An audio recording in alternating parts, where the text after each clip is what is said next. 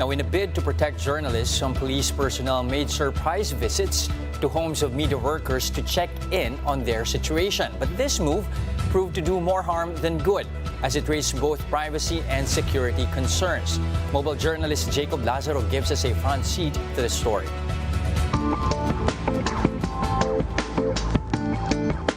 Following the death of radio commentator Percy Lapid, police officials vowed to take measures to ensure the safety of journalists.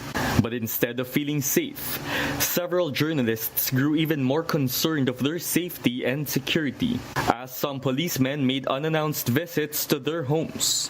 The NCRPO has since apologized for the initiative. Hindi na po itutuloy. At nagbigay po ng apology ang aming regional director na kung meron mang masamang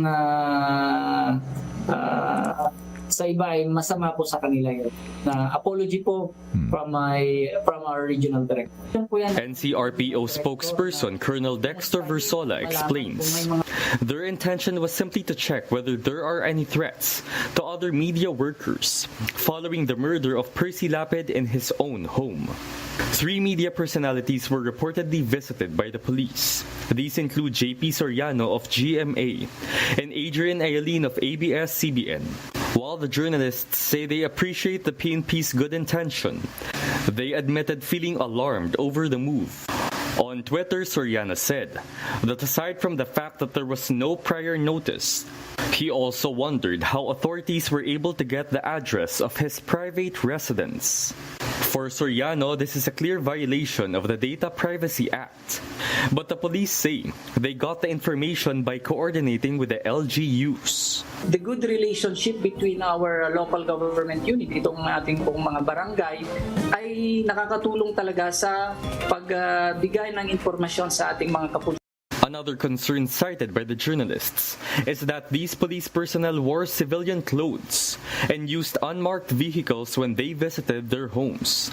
The National Union of Journalists in the Philippines said the right course of action would have been to coordinate with the news agencies to make the coordination with journalists more formal and productive.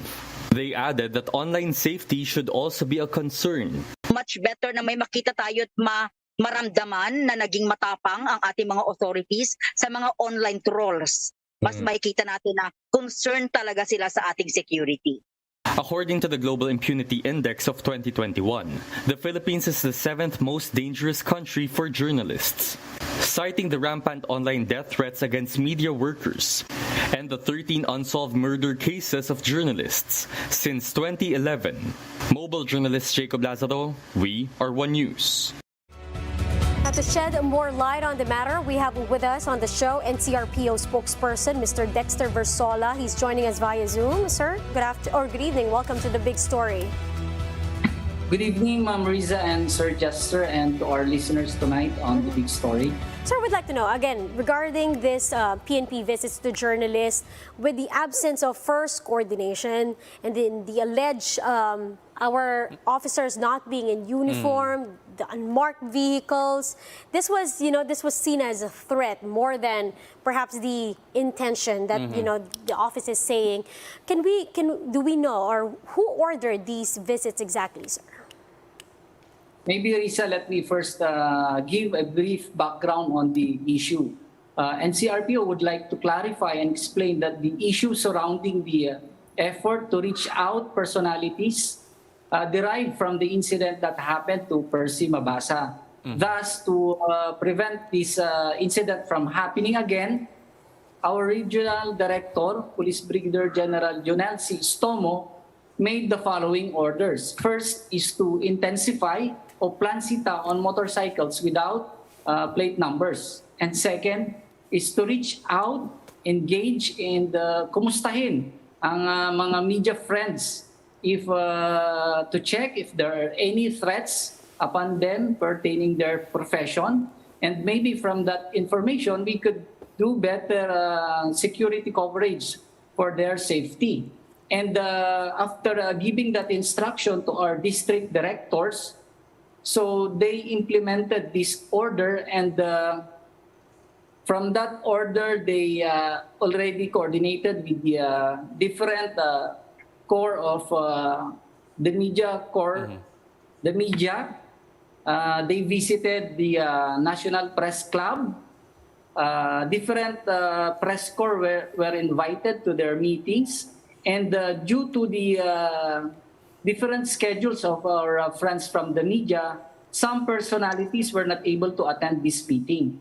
Thus, we deem it important also to look after the welfare of those who did not attend this meeting. Thus, we reach out. Kami na po yung nagpagandang loob na bisitahin yung ating mga kasamahan na media because we consider the media as our friends. Katuwang namin kayo sa trabaho natin na public service. And doon nga po sa effort na yon ay nakita pa na it was viewed from a negative perspective. So, sabi ng aming regional director ay to simply stop it and wag nang ituloy na yung pagbibisita. But again, I would like to also tell you, Ma'am Risa and Sir Jester, that some media personalities gave us a positive response on this effort. Okay.